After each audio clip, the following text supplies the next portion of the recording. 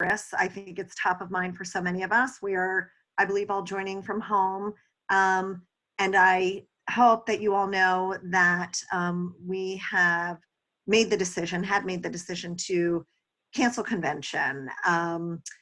We're sad that we won't be together, but we are so thrilled that we're going to be able to do the business sessions online. And so we'll still have an opportunity to debate the bylaws. We'll be able to debate the resolutions and, of course, vote in the new board slate. So I want you to hold the times of Thursday, April 23rd from 3:15 to 6, and you'll get all this information. And it's on the website as well. And then Friday, April 24th from 11 to 4:30 p.m. Eastern time. Be on the lookout following the hearing for lots more information about how the business sessions are going to run, what the agenda is going to look like, rules for voting, and all that good stuff. So before I take up any more time, I really want to stop and introduce the chair of the Bylaws Committee, Sue Tillis. Sue, take it away.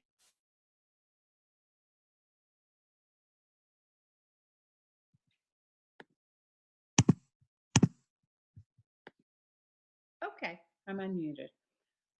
Hello, everybody. Thank you for joining. My name is Sue Tillis. I'm the treasurer of the National Board, service treasurer, and I'm also chair of bylaws. And I use the pronouns she and her. And I want to introduce the committee before we get started. I'm not sure everybody's on right now, but when I say your name and your section, will you wave to everybody? Nancy Boyer from Rochester. Joan Bronk, she lives in New Jersey. She's a past president of the National Board. Joni Cohan from Dallas is a honorary vice president. Paula Garrett, Pittsburgh section assistant treasurer of the National Board. Carol Levine, chair of Benchmark, Chicago North Shore section honorary director, and Harriet Nezer, Valencia Shores section. So the committee worked very hard. We've had numerous meetings, all by Zoom, and went through all of the submissions that came in from around the country from our sections. And we debated it, and we came up with our recommendations, which were sent to you. You guys have you guys have the ones that were also rejected, and those that were rejected can be brought up on the floor, well, or however we do it by internet, but during the voting. If there's and you can make amendments, and the amendments will be voted on one at a time. It requires a 2/3 vote of the delegates voting to pass a bylaws change.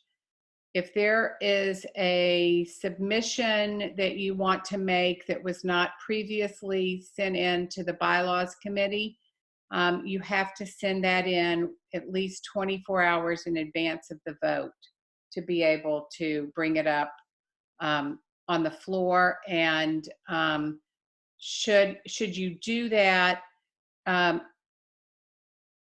2/3 of the voting of the delegate body has to approve considering that new amendment or that new bylaw.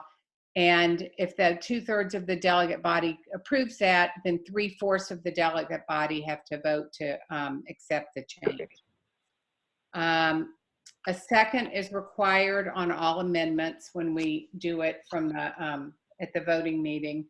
So if you've got in mind that you're going to propose an amendment, find somebody to second it so that it'll move on quicker. Every section has receives a certain number of voting delegates based on their membership as of June 30th, 2019.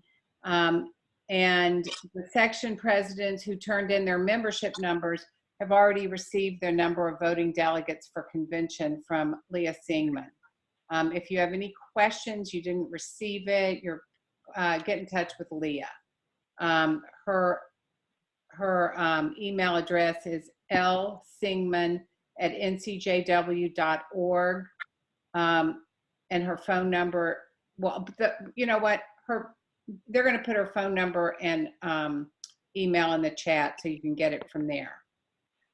So we want to hurry up and get along with this hearing. This is your opportunity to ask questions of the committee about your submission, about committee decisions, etc. We are not going to debate. These decisions were already made. This is what's being brought to the delegate body. That when we go to our plenary, that's when the debate can take place. This is really just an opportunity to gather information.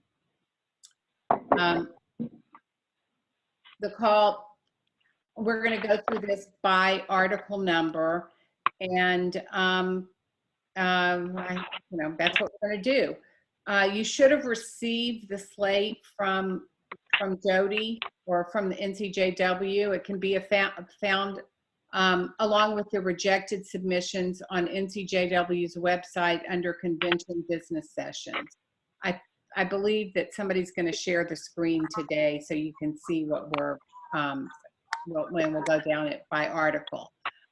I'm going to call on the committee members that initially reviewed the submissions and certain articles to answer questions, and I'm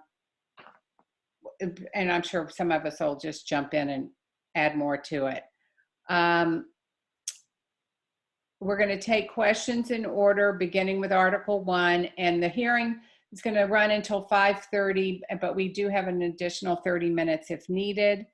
And with that, let's get started.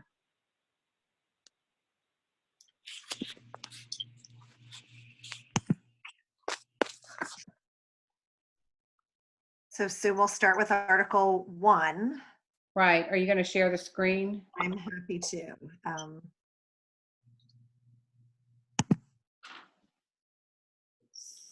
And how am I going to know if somebody has a question? Is it going to, if the screen is being shared? If you go to hit participants, there's a function to raise hand, and you can also ask a question in the chat. Yeah, I'll keep my eye on the raise hand and on the chat for those.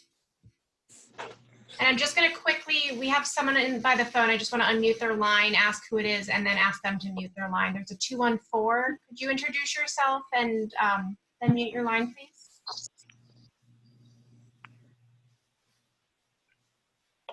Who's the caller on the 214 phone number?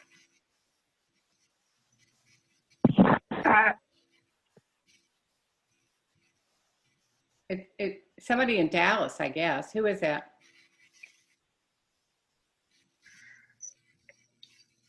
Okay, well, whatever. All right. Okay, so I guess first thing is table of contents.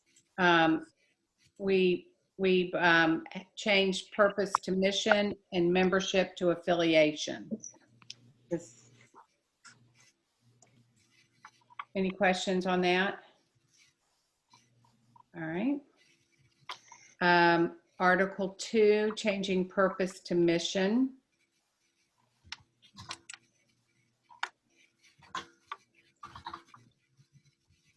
Okay. Article 3, changing purpose to mission. Pretty redundant.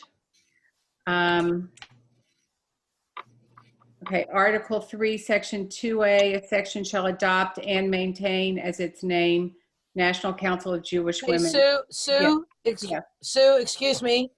Yes. This is Ellen Alper in St. Louis. Yes. When you put the share screen on, we lose the chat room and we lose the ability to respond to you. You can't see if we have questions for some reason. If you hover over took the chat room away. if you hover over the bottom, And I don't know if if you're on a desktop and you hover over the bottom of your screen, those functions should appear.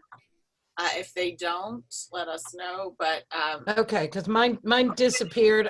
I'll figure it out. All right, thank you. Look in the box that says more with 3 dots. Click on that and you should see the chat.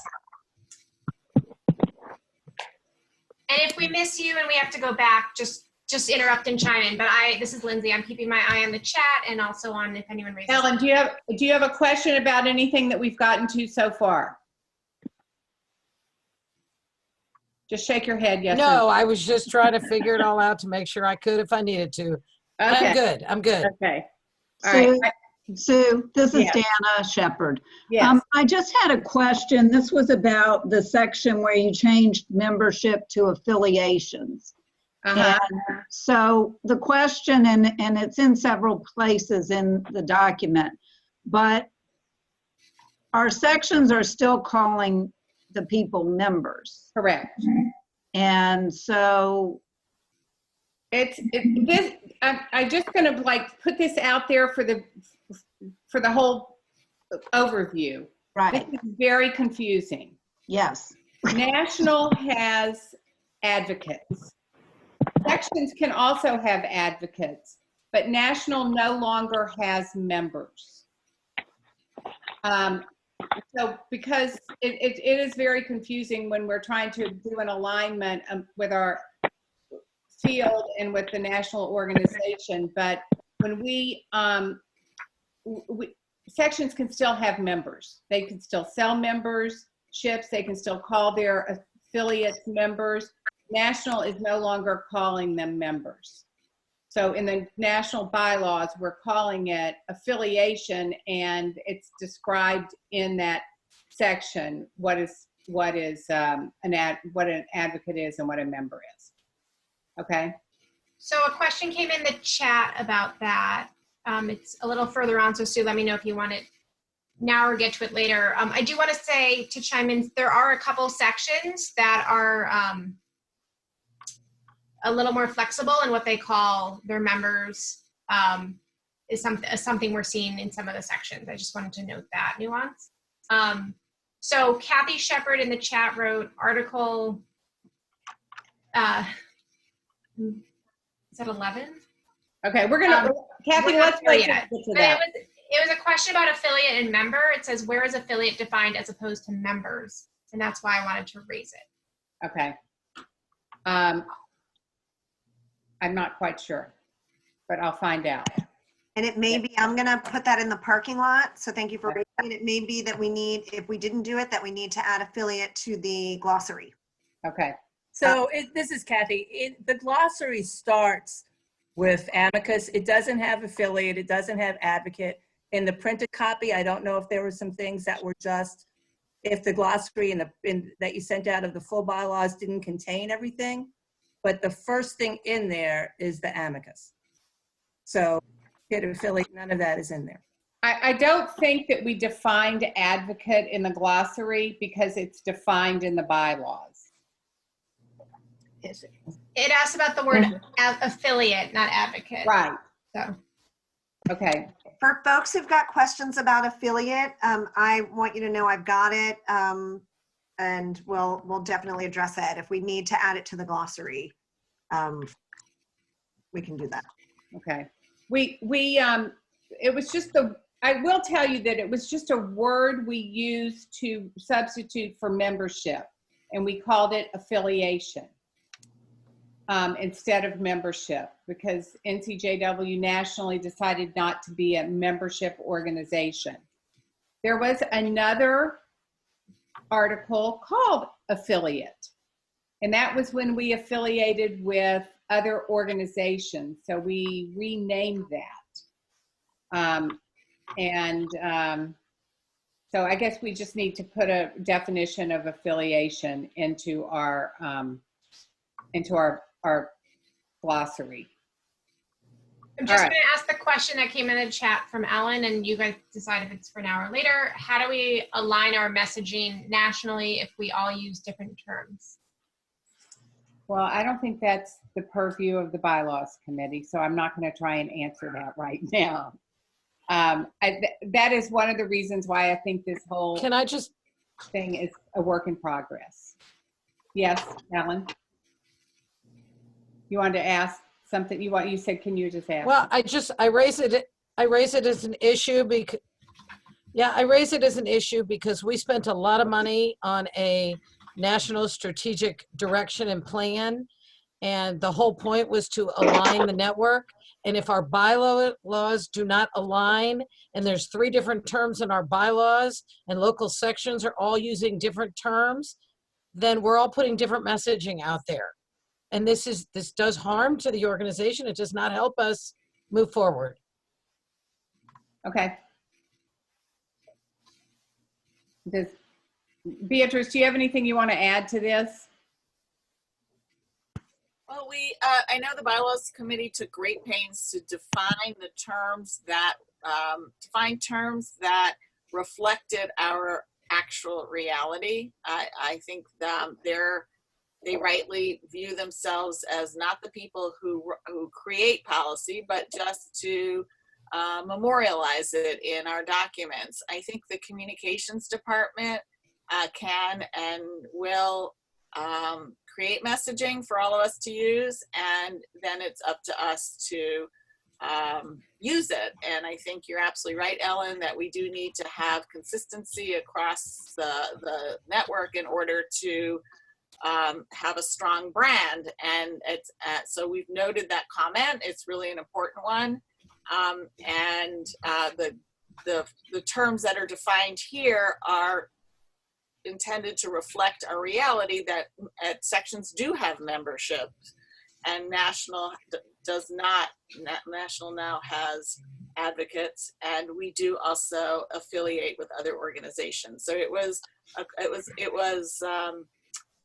great. They took great pains to create these definitions, but you're right. The messaging that comes out of there has to be something that works for everybody and is consistently used. So yes, I've noted your comment. It's an important one. Okay. All right. So then the next one is, I got to get out of here. It talks about the section name. And it was a really good question. And I did contact our attorneys, and this was the language that they gave us, because each state may require different things. And so they recommended that we change the bylaws to say, a section shall adopt and maintain as its name, National Council of Jewish Women, whatever section it is. And upon incorporation, such name shall have Inc. if any such designation is required by state law. So I hope that clarifies the confusion there. There was also confusion about whose bylaws and policies govern a section, and I also went back to the attorney for that one. And he suggested we put in, subject to the foregoing, a section's structure, operations, and conduct shall be governed by NCJW Inc.'s Certificate of Incorporation, bylaws and policies and procedures. And then the next one after that would be, a section shall have as its own articles of incorporation and bylaws in compliance with the requirements of its state, provided that, except as required otherwise by law, the foregoing shall at all times be in the form and have content only as approved by NCJW Inc. and subject to NCJW Inc.'s Certificate of Incorporation, bylaws, policies, and procedures. So that was the legal the legal opinion of the proposed bylaw that we considered. Are there any questions on that? There was something that came in the chat. Elaine asked, does this mean that a section needs to incorporate on its own? Every section should already be incorporated on their own. You should have your own charter from your state. And if you don't, we got to get you one. You got to get one. Okay. Any other questions on that? All right. Was that all for Article 3? Because it went up, it moved real fast. Yes. Okay, the next one is, okay, the next one is the one moving membership to affiliation. We've discussed that. We will put in the glossary a definition of affiliation. This Article 4, Section 1 is changing purpose to mission. We removed the word purpose, because purpose and mission, even in our glossary, said they're interchangeable. So we just chose one and decided to use mission. And mostly because we always talk about our mission statement. And many places throughout the document, we changed member to read advocate. Because even in your own sections, your members are advocates. Here is where we actually just define that. Any NCJW Inc. advocate may choose to affiliate with an NCJW section based on that section's rules or other constituent groups, or may choose to remain only affiliated with NCJW Inc. All are considered an NCJW advocate. No affiliation with a section or other constituent group is a requirement for NCJW advocate status. The last part of that, it may be a little bit confusing, but there's a status might be a member if they're affiliated with a section or other constituent group. But if they're not affiliated with a section or other constituent group, they are definitely just an advocate. So there's a bunch of chat questions, I think. You don't think that, Dana doesn't think that define, oh wait, hold on. Let me go to the first one. Does that mean that a section, oh.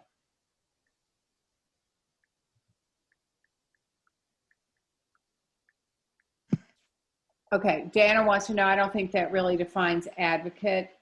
Do you have to, Dana, what do you think an advocate, what would define an advocate?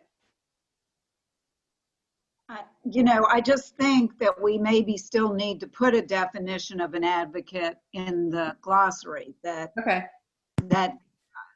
I think all of this is very confusing and kind of need the advocate affiliate member obviously needs to be closely looked at. Mm-hmm. But at the very least in this glossary, I think a definition of an advocate, an affiliate, and member need to be in there to clarify what the national representation of those different groups are. Okay. No, all right. Thank you. And then Alan says, do you have to be a donor to be a national advocate? No, you don't. You do not have to be a donor. To be a national advocate, you go online and you sign up to be an advocate. I think the feeling is if someone is on our website, they're probably there to take action somehow, whether to make a donation or to take action on something that we're doing or to research what we're doing, and they have the opportunity to sign up and be an advocate for us.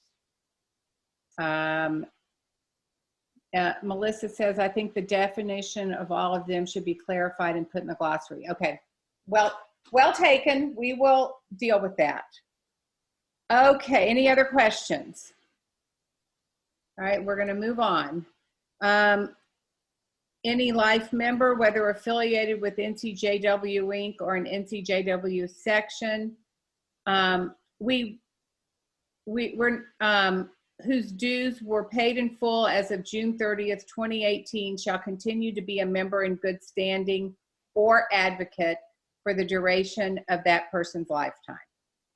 So we're just defining the life member, but it's not a member. I mean, could be. we deleted any member who fails to pay dues for the immediate past fiscal year. So there's sorry to interrupt. Melissa has her hand up. Okay, Melissa, speak. Is she muted? There, I can unmute. Melissa, I unmuted you. Thanks. I just, on my screen, I couldn't see that one struck out, one's lifetime for the duration of. For the duration of that person's lifetime. Yes, one is Right, struck. and the one has a strike through it. Okay, just wanted to confirm because it looked, all right, Okay, thanks. yeah, it is struck through.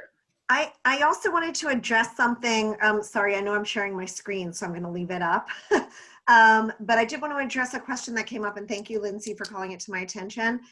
Any grammatical fixes, we will definitely contend with commas misplaced or needed. So know that we'll do a deep dive into cleaning it up.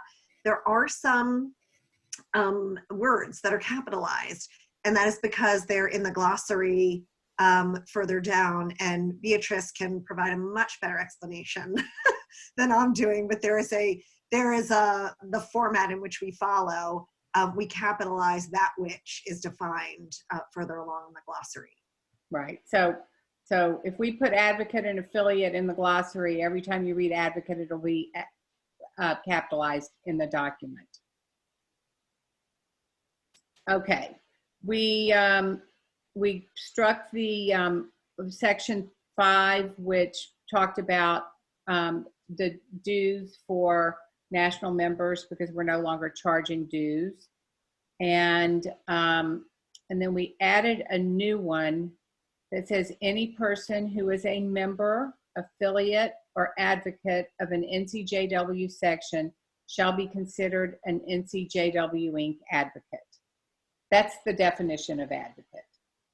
And we can put that in the glossary. Dan, I see you shaking your head. So is that, you still think it needs to be in the glossary? You know, I think with all the changes that it probably would be helpful just because we talk about it way up before. Right. Okay, but that's actually where the definition came. And then the next one was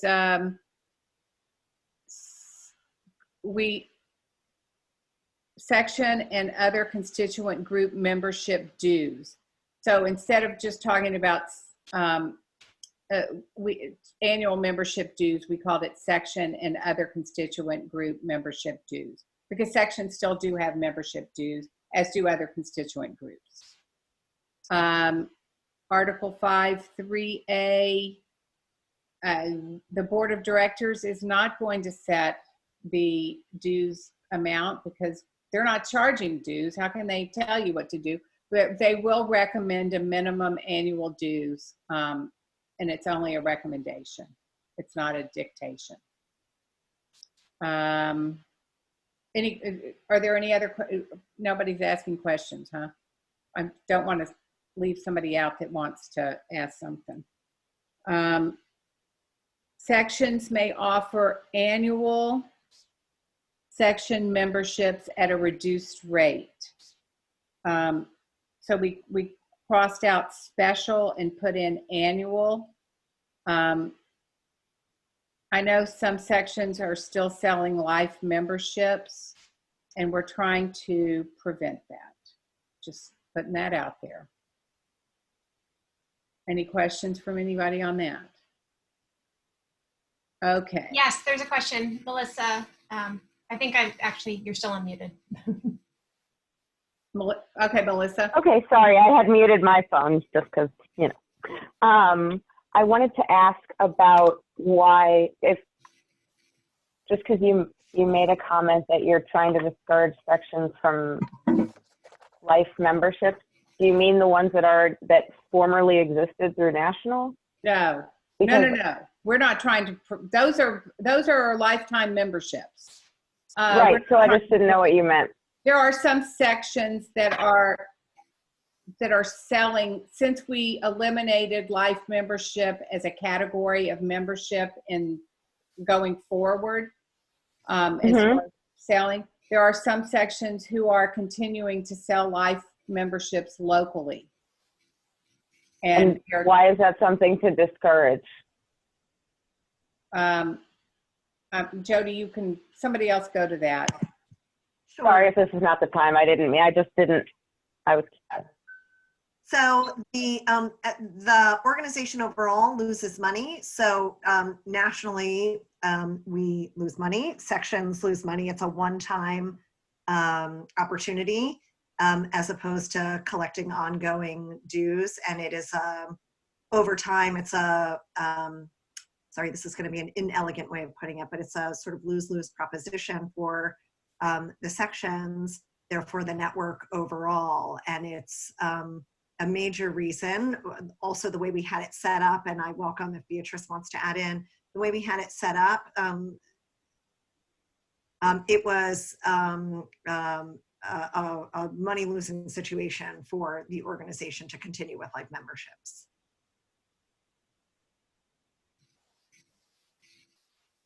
Okay. There's also a question from Linda in the chat. It says, by saying we can have reduced rates for annual dues, does this mean we can prorate? I mean, prorate, we're only going to recommend what your annual dues should be, and each section will determine what they want to charge. And there's some sections that might charge less for someone under the age of 30 or under the age of 40 or whatever age they choose to do that. Some may have golden memberships for people over the age of 60 or 65. Some sections may feel very comfortable charging 36, some 54, some 75. It'll be up to your section.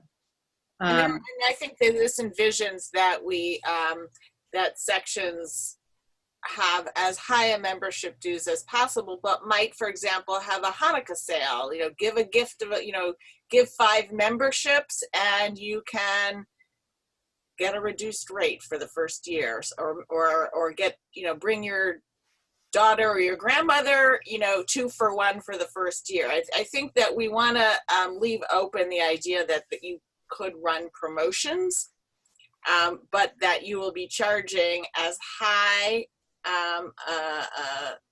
a membership as possible, because we need you to be financially viable so that you can do the good work that you're doing. So 2 other items in the chat, I think, want to clarify. So can I comment, please? Hands up. I just want to say, Can I comment on the life? Yes, go on, Ellen. Go. All right, this is Ellen from St. Louis. So we are one of those sections that has a local life membership, and people pay $360. And I will tell you that it is not a financial loss for the section. We actually did the math, and it costs us more in staff and volunteer time to chase people down for their annual $54 dues than it does to collect $360 once and put that money aside and invest it and use it to run the section. And if you're telling us 3 sections up that you're recommending dues, but we get to decide what our dues are, that's a direct contradiction if you're now telling us we can't do a life member dues if we want to do it. We're telling you we'll recommend your annual dues. So I just want to say I get it, but I can't even, Some sections are selling, I can't hear you, 3, Beatrice. they're collecting muted. 3 years at a time. Can you just, Sue, I don't see on my screen, I'm seeing stuff about not what we're talking about right now. Jody, can you go back to that? It's above where we are right now. Yes. I'm also the de facto timekeeper, everybody. I can just tell you that we got a, Okay, you know what? you just need to know from our perspective, we got a significant number of new members as life members because they loved that thought. Okay. And I think we are being very short-sighted if we're taking it away. Okay, so this was a decision of the bylaws committee. the purpose of this call today is to ask questions. So we're giving you the answer. You definitely have the opportunity during the voting meeting to amend that bylaw change, and find a section to second it with you. But I don't want to spend a lot of time on it because we've explained to you why we did it, and so we're going to move on. I do want to add, I just want to make a slight amendment to what Sue said. This was a decision made by National. It just hadn't been reflected in the bylaws. So we only changed the bylaws to reflect the reality that National had moved away from like memberships and had asked sections to do so as well. I know that Lindsay had a couple questions in the chat. I'm going to mute myself and then we can move on to the next one in Article 5. All right, I'll just say two things. I think they're some clarifying. So Linda asked, for example, if someone joins at 6 months into the fiscal year, can we half it? And then I'll just add a comment from Andrea about the life membership. It's very possible that sections can create a life membership structure that is not a losing proposition. It depends what membership benefits the section obligates itself to provide. Every section's membership benefits are different. So Okay. I don't know if someone wants to respond to Linda's question about the. Linda, you can write your bylaws to cut it off at a certain time. Some sections say any dues collected after March 1st are to cover the following year's membership. So it would be up to your section to decide when they want to do that. Well, we already have that, Sue, as of April 1st, but suppose somebody joins in January. I mean, it's up to your section. And I wouldn't recommend prorating except toward the end. Okay. Yep. All right, so we're going to move on to the next one. Has to do with the $250 contribution. I'm not going to read the wording to it. I'm just going to explain to you our intention. Our intention was to raise it to 500, or is to raise it to 500, and to try and be more definitive with what this $500 limit it covers, so that it doesn't cover a community service.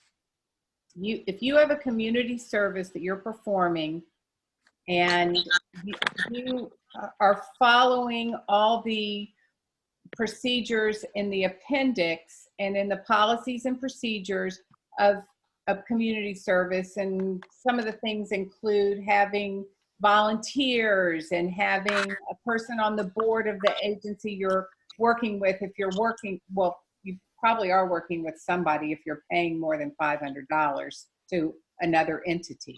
So that you have somebody on the board, that you're following all of those recommendations, that criteria, then this $500 doesn't apply to that. It also states that you have to be a section in good standing to seek approval for a donation in excess of $500. And the approval comes from the Finance Committee. The reason we have this bylaw in here is because there have been some sections in the past who have made very large donations to other organizations. And like to get their name on the JCC for something, and donated $1 million for this, or it's happened before. And the money that we're raising for NCJW in our sections and nationally is to benefit NCJW, not other 501c3 organizations. So that's the whole purpose of this bylaw. Are there any questions on it? Yes, there's Rochelle has her hand up, and then we'll get to Ellen's question in the chat. So Rochelle, you're unmuted. Okay, if you can hear me. My question is about the last part of this, where sections in good standing may seek approval. Well, you know what, Rochelle, we can't hear you. You're cutting out. Okay. I will. Try turning off your video for a minute and speaking, and maybe that will help. It's just worth a try. Is this okay? Can you type it into the chat because we can't hear you? I will. All right, so Ellen, you wanted to know if we can use it for advocacy coalition.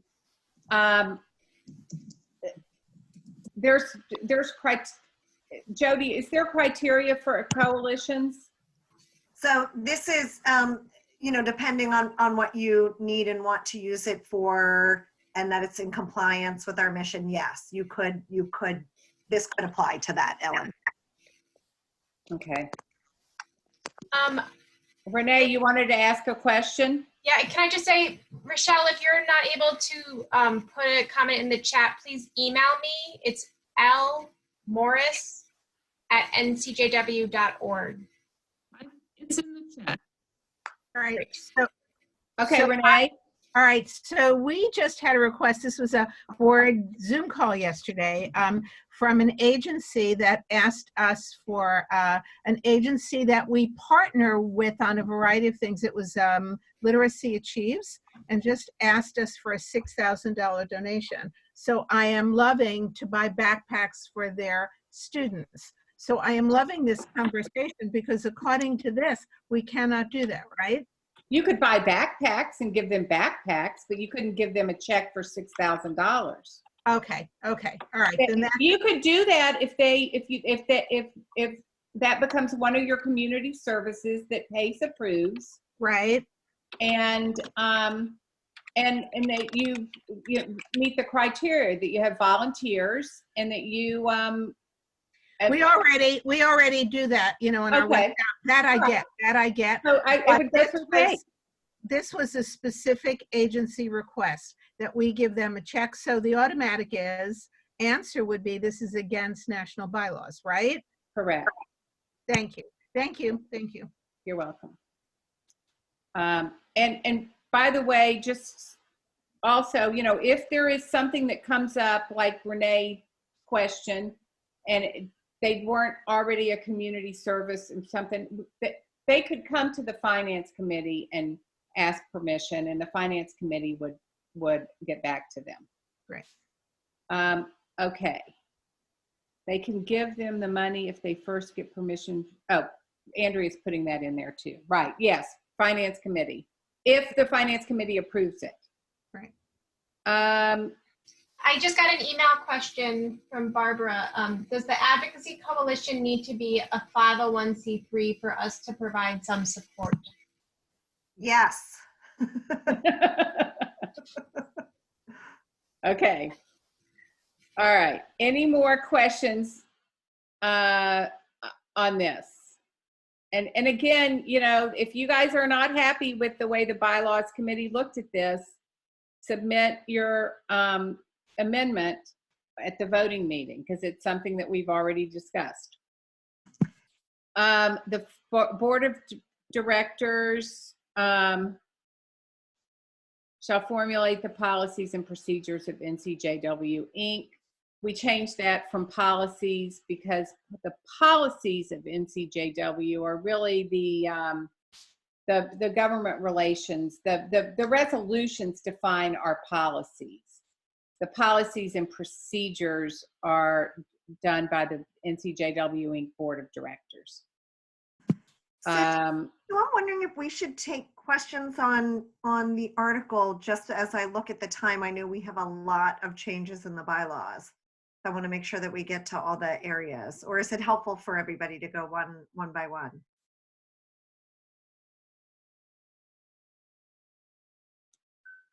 Yeah, that's fine with me. Does anybody have any questions about anything in Article 6?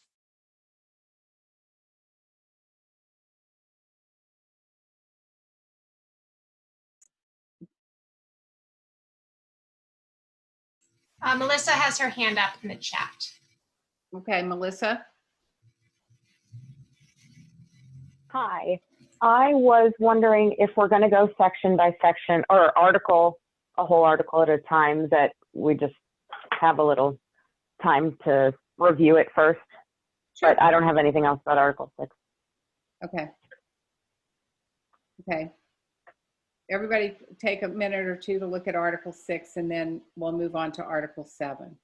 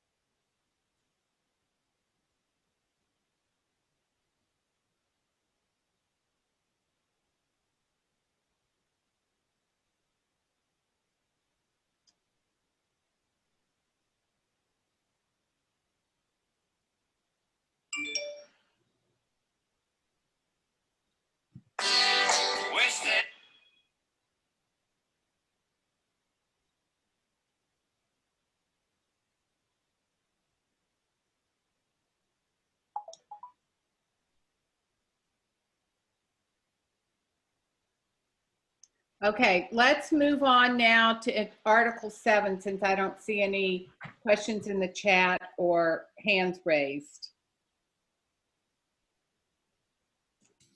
Melissa has her hand up. Okay, Melissa?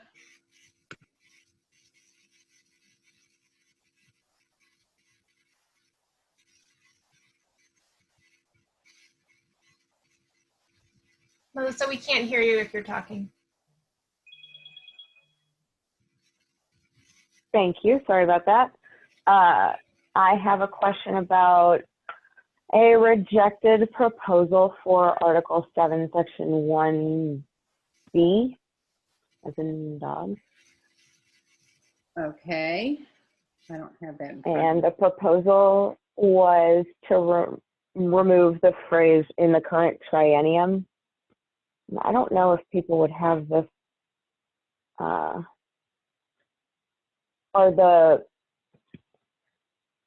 do we have the ones that aren't presented for a vote, but ones as they currently stand? Was that? Yes, we do have them. Okay. Are you asking about the rejected? Yes. Yes, I am. Yes, they're on, everyone has access to them on the website. And if you all would like, I'm happy to stop sharing this screen and I'll pull that up and share that screen. So I just didn't want to refer to something if nobody knew where I was.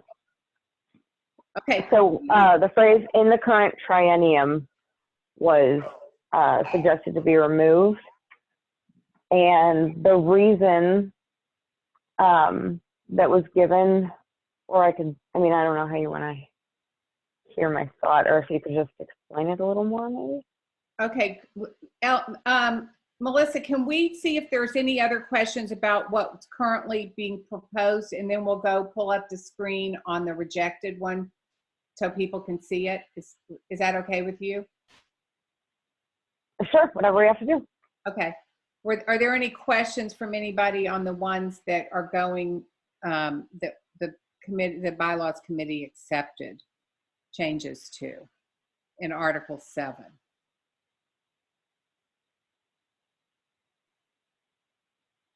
Do you see anything, Lindsay? Okay. No. Oh, wait, Ellen. Sorry, Ellen put Section 7(1)D. That's the one that was rejected. Well, that was relative to Melissa. No, my question is, again, we're in the bylaws referring to a governance committee, but there's nothing that tells us what a governance committee is or does. So I just want to make sure that if we're using the term because I see governance committee and I see nominating committee and none of them are defined what they do in the bylaw. Well, I'm sorry, I can't. Can you hear me? Ellen, can you hear me? Okay. We don't define. Now I can, yes. Okay. We don't define the purview, the committees in the bylaws. We define them in the policies and procedures. And if they're not I think that we made a note that when we do the policies and amend the policies and procedures, we're going to put a job description of all of the standing committees.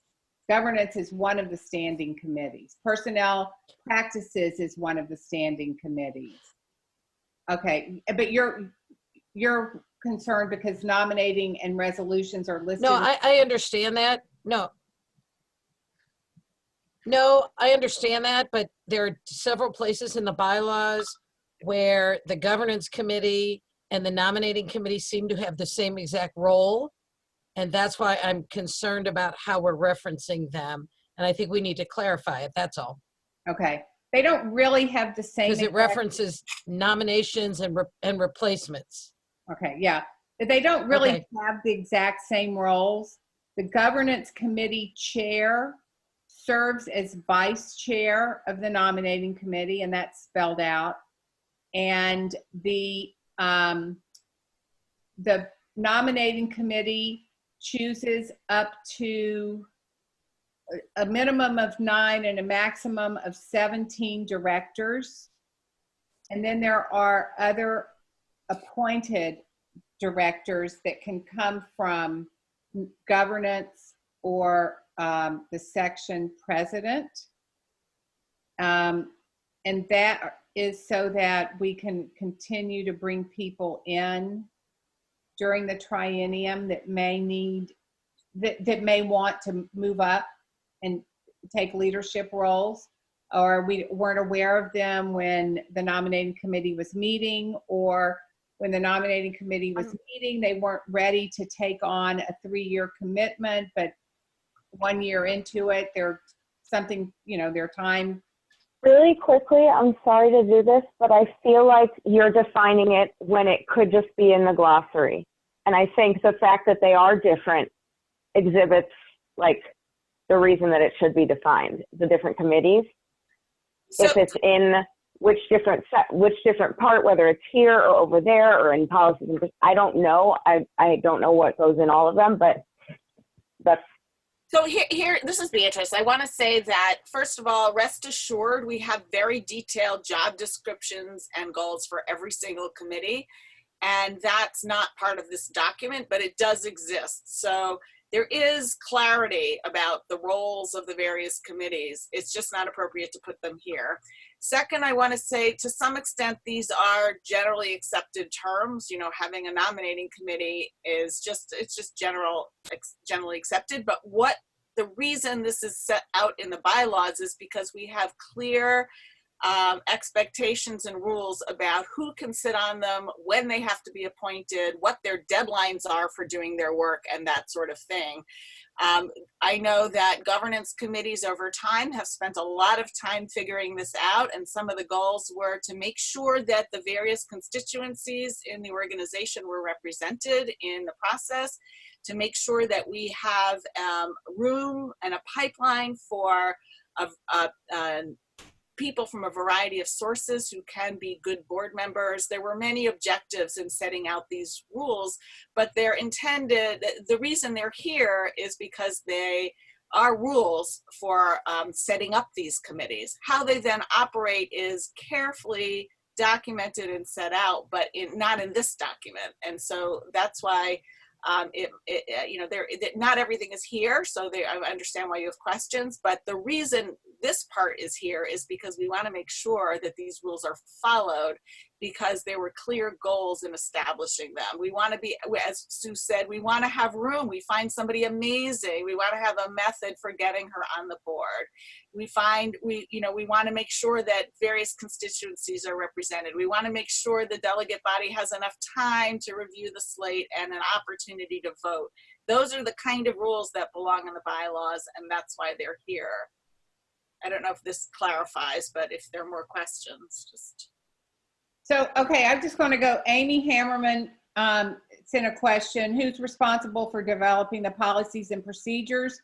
The National Board just does the policies and procedures. It's voted on only by the board. It's probably the same thing in your section, where your membership has to approve your bylaws changes, but your board approves your policies and procedure changes.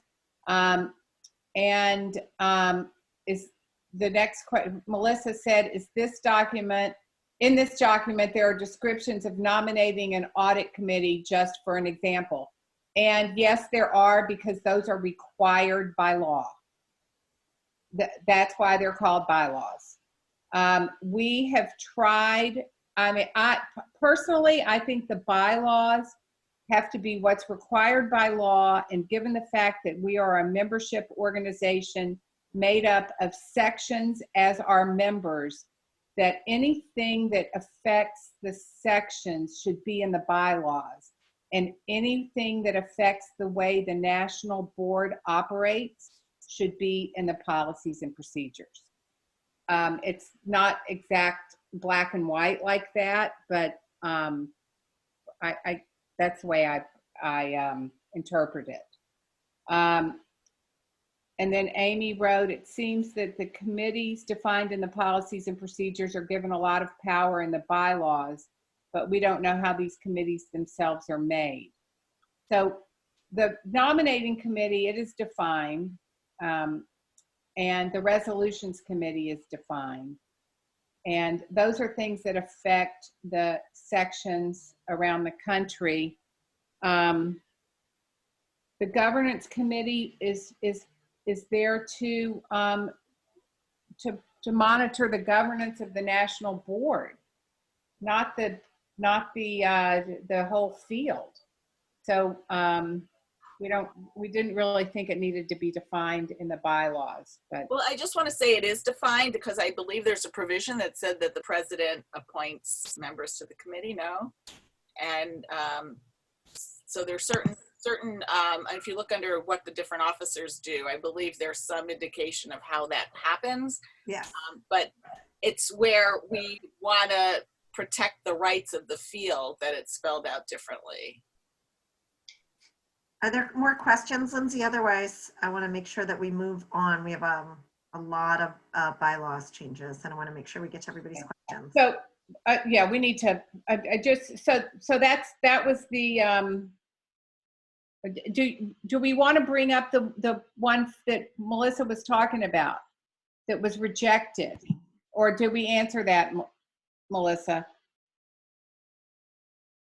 It's more or less been answered. It's in a different section of another document. So okay, all right. All right. So, any other questions on Article 7? We'll move to Article 8, and there was a lot of stuff in this article that had, or there was some stuff that dealt with honoraries. We picked it up and we moved it all to Article, I think 9, that deals with honoraries. And there was a lot of confusion about it. And I think now that we've got it all in one place, it might be clearer. But when we get to Article 9, we'll discuss that.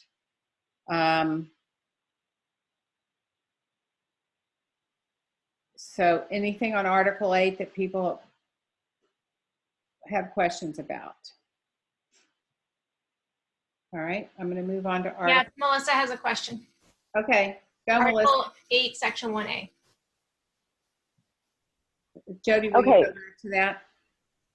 Article 8. Okay, this is a proposal that was rejected. It was, let's see, sorry, I'm trying to find it on 2 different screens. It was the removal of the last 2 sentences of Section 1A about the governance committee being able to appoint directors in the course of a triennium. Right, that's what we discussed. Pardon me? That's what we were just discussing before. Right. So, well, I was looking through the one of the responses about it allowing for somebody who brings something special, special experience or talent to respond to that situation. And I'm just curious, like, I just didn't understand what that meant for our proposal for the rejection. So, I mean, I'm just going to give, there are some people on the national board that came in the middle of the triennium that for whatever reason, maybe the nominating committee didn't know about them when they were doing their work in the prior committee. Maybe we just became aware of them, or maybe that we did know about them, but they just resigned from their, retired from working. There's a whole plethora of reasons why someone might be available to be on the national board in the middle of the triennium. And we just need to have the ability to bring them in. And if all of our directors up to 17 are filled, we have no ability to bring somebody else in that, and some of them might have financial experience or investment experience or communications experience that would be helpful to the national board, and we just want to keep all of our options available. So I guess then part of that question is whether or not the body has any way to respond to it if you're not on the national board. Is it even communicated to, like, that whole process, is that's lined out in policies and procedures? Those 4 spots that would be appointed by during the triennium would not be voted on by the membership. And there would be no reason that they would necessarily have to be filled. They're just appointable. Correct. Okay. There would be. If people are appointed mid-triennium, how and when is that communicated to the membership? Is there a timeline on it? I don't know. I will say, Melissa, this is pre-existing, so this isn't. Sure. So I just wanted to make sure that you knew that. We can move forward. Okay. All right. Thank you. Any questions in Article 9?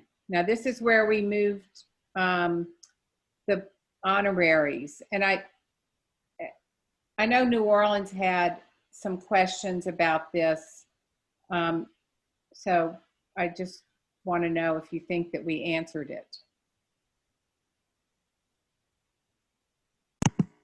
Please let me know. I'm going to scroll through. Let me know if you need me to stop or go slower. I think we felt like it covered it with moving it, and it was just confusing the way it had been before.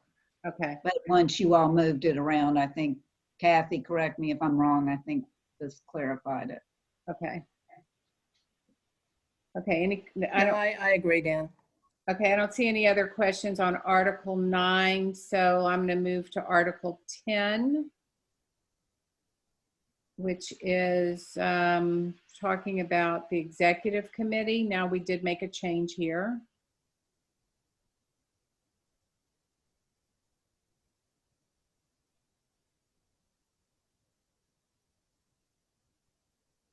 Any questions about Article 10?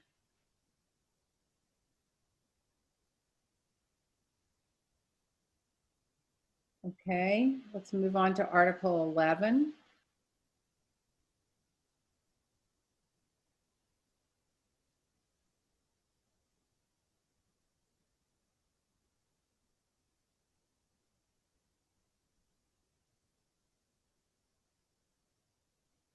Any questions?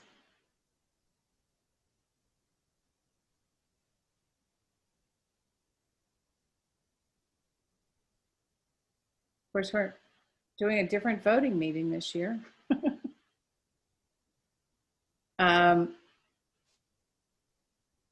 Melissa has her hand up. Okay, Melissa. Sorry. No, I have a question about Section 5 for Article 11. It's great. I apologize. We had suggested a a change allowing for voting delegates to be a little more of a democratic representation. And the feedback on that was that 100 of a membership threshold may be too high for some sections. And I was curious about the whether that's a disincentive for smaller sections or a disincentive for larger sections who want to represent those numbers. Somebody else want to take a stab at this? We wanted to make, we have sections that don't have very many members. And if there are sections that would get 0 delegates. And it's not fair. I don't think this is meant to say this is the only way you get delegates, but I think it's, I mean, there's no reason that a large section should have the same number of delegates as a small for that very reason, right? Well, they don't. A large section gets the same prorated number of delegates based on membership, and then when they get to 500, it's all spelled out there. A large section isn't penalized. They get delegates based on their membership. So then does nationally paid up membership in this section need to be adjusted for the language for memberships and national membership payments then? We took out nationally paid up membership and we put in. Not in this section. Is it already adjusted? I'm sorry. I was looking at a different screen. Thanks. I'm sorry. That's okay. Melissa, if you have more questions, email us. Yeah. Okay. Okay, any other questions on this section?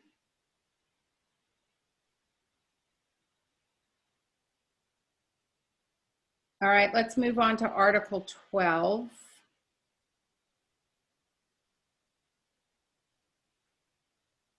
Did we do 11 already? That's what we just did. Okay, sorry. We're on 12. I'm sorry, everybody. Okay, I'm anticipating questions, so get them in.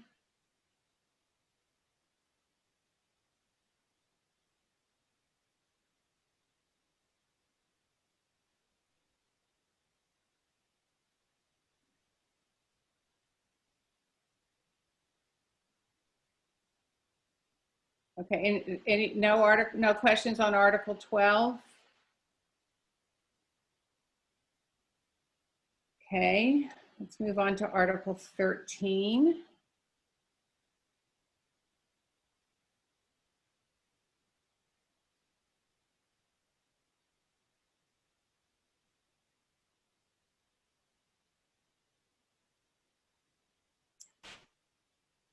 Okay. Article 14. So we incorporated this into something else.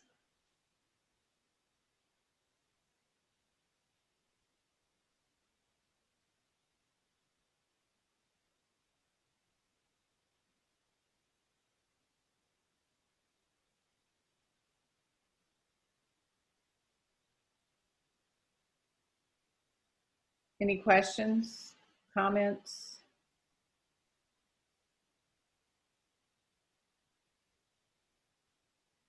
All right. It's Article 15 next.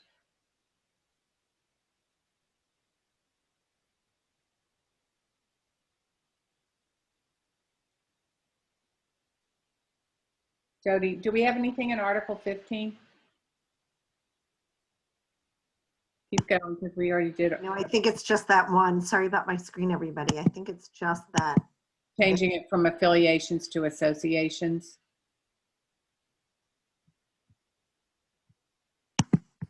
I think this one, if you can see my cursor, I think that one is 15.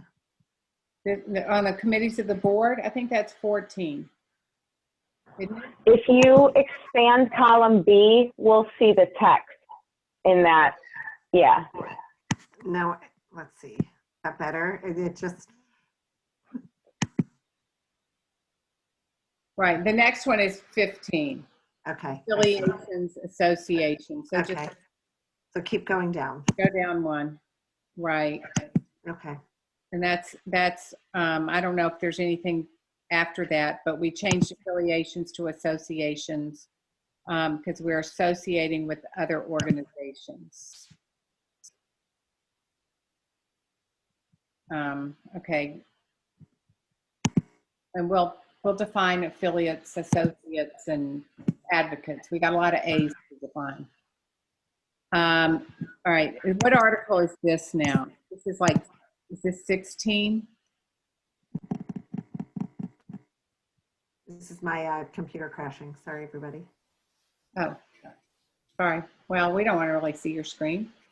Jody, do you need me to pull up the screen? Yes. The spreadsheet? Yes. Did we lose Jody? And if you do that, I'll handle the chat for the meantime. Okay. Sorry, it's gonna just take me a sec. Ellen asked the question, how far in advance of the voting meeting do we have to submit changes with our seconds on resolutions and on bylaws since it's a virtual meeting? I don't know. I can tell you right now. Ellen, if it's a new amendment, brand new, it has to be within 24 hours for bylaws, that is. For bylaws, if it's brand new, it has to be within 24 hours of the national voting meeting, which is going to be on April 23rd. And if it's a resolution, you can bring it up from the floor. For both, you need a second. And of course, anything that was submitted on bylaws and resolutions that was rejected can be brought up by anybody at the national voting meeting. We are going to have an online forum set up. We are going to have all these details in hopefully very easy to understand FAQs because taking an in-person, already complex experience online with has its own layers of complexity. So no, we're trying to get all the questions answered before we put it in writing, get it out to you all. And our goal is to do that very early next week. So I think her question was, because it's online, do they have to submit their amendments to our proposed bylaws in advance? And the answer is no. There will be an opportunity during the plenary, the online plenary, to do that. And we're working out what a motion slip looks like when we do it online and all those fun details. So stay tuned. I'm sorry, what article are we on? I'm just like, I think we're on 16. Okay, sorry, I'm just less familiar with these. Melissa asked, is any other document attached, or was that just for our reference? Melissa, what do you mean? This was the conflict of interest statement. The conflicts, we said we were going to attach the conflicts of interest statement to the bylaws, but. Yes, and my question is, are there any other documents that are attached? Is this for anyone who gets, like, is it part of the same actual document, just at the end? It's a requirement to do a conflict of interest, to have your board and your employees sign a conflict of interest statement. And so it was recommended that we attach the statement to our bylaws because that's where it should be. Okay. Okay. So it will be attached. Okay. So now we talked about associations and affiliations, and I don't think we had any questions. Quick question, Sue. Yes. Sue, I have a quick question. Yes. On that particular, the conflict of interest, should local sections then be attaching their conflict of interest statement to their bylaws as well? I mean, is that a recommendation we should be making? I know it has nothing to do with this the bylaws, but I mean, we're going as to we look at our local bylaws, is that where we need to put it as well? Yes.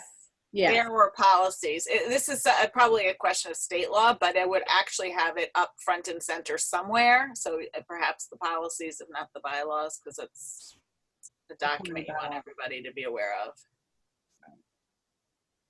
Okay. So Article 15. Thank you. Oh, you're welcome. Article 15, we've done. All right. So Article 16. Any questions?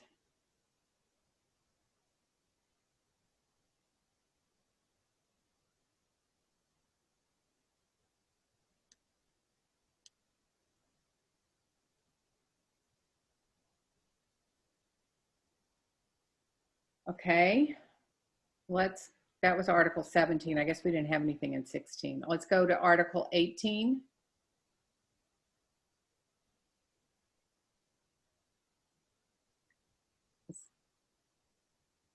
Lindsay, can you bring your screen down to 18? Sorry. Oh, I'm sorry. Oh, we don't have 18. We only have 19. Okay. So these are the submitted changes for Article 19.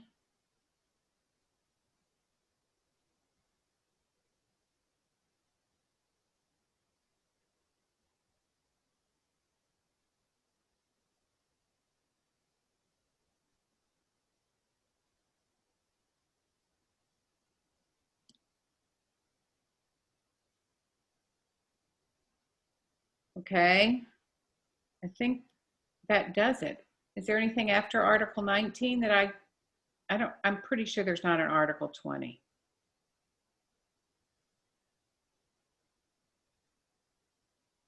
Now we go to the glossary. So.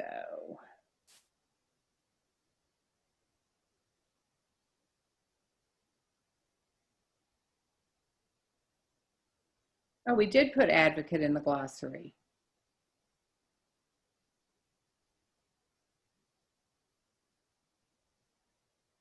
Silly me. It's not in the written proposed new bylaws. Okay. There was the bylaws that were attached to the Okay. original All right. email. That's the one that starts with amicus. Okay, I'll add it to that. And just for your information, and we've added it to this. This glossary applies to both the policies and procedures for national and the bylaws. So there are some terms that are used in this glossary that are not used in the bylaws, like amicus brief. I don't think it shows up in the bylaws, but it does show up in the policies and procedures. So does anybody, but we will, we'll put in something for affiliate.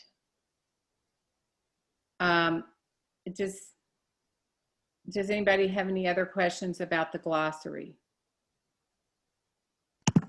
Lindsay, will you scroll, because we did get a question, and I want to make sure that everybody's had a chance to take a look. Thank you.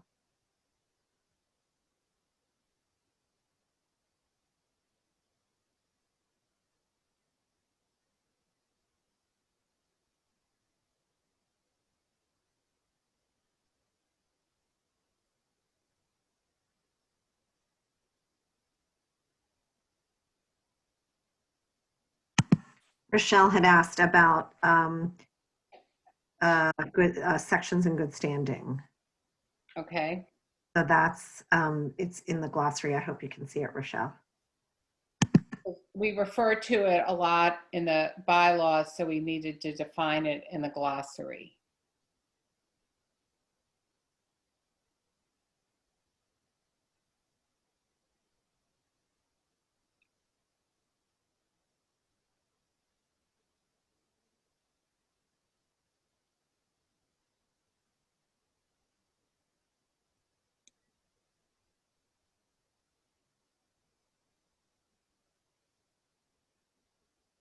Anybody have any questions?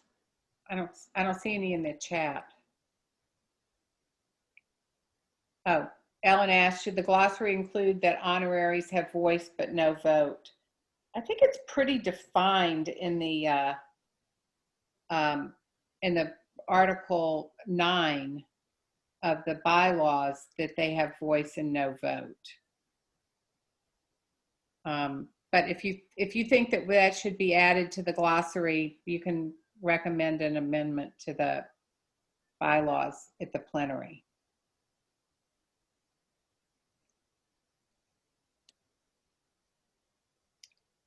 All right. Okay, now I'm just going to open it. Anybody have any questions about anything to deal with the bylaws before we have our plenary? This is your opportunity to ask questions. I don't know that we'll be able to answer completely all the details of how the plenary is going to be run. It's still being worked out, but I have great faith in our staff that they're going to come up with something wonderful, and it will run very smoothly. So I have to hop off in just a minute, but I just wanted to say thank you to the staff and the board members who have been very flexible in trying to figure out arrangements for us to be doing this virtually. Not this was going to be, but for our meeting, and to just say thank you to how many of you are taking this process seriously.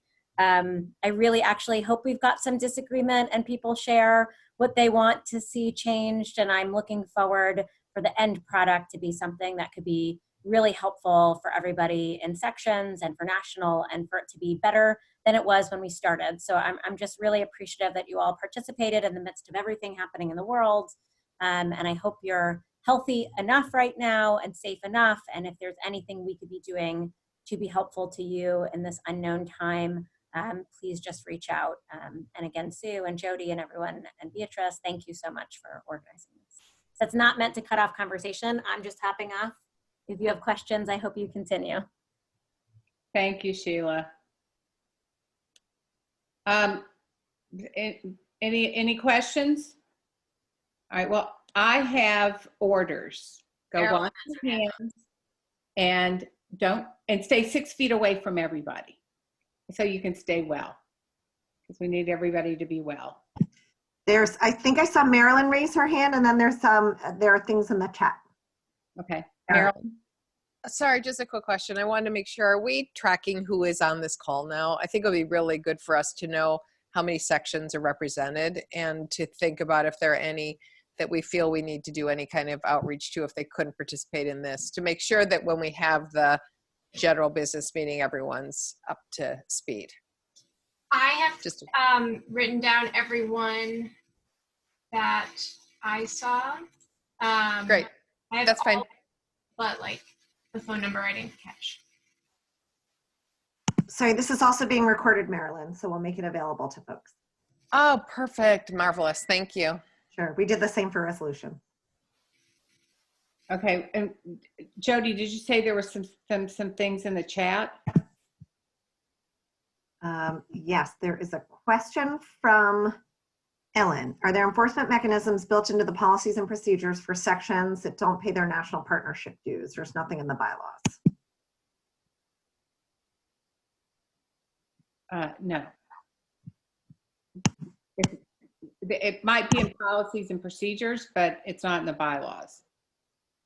And I don't think we've changed the policies and procedures yet. We would love to be able to enforce them, but Beatrice, chime in. I think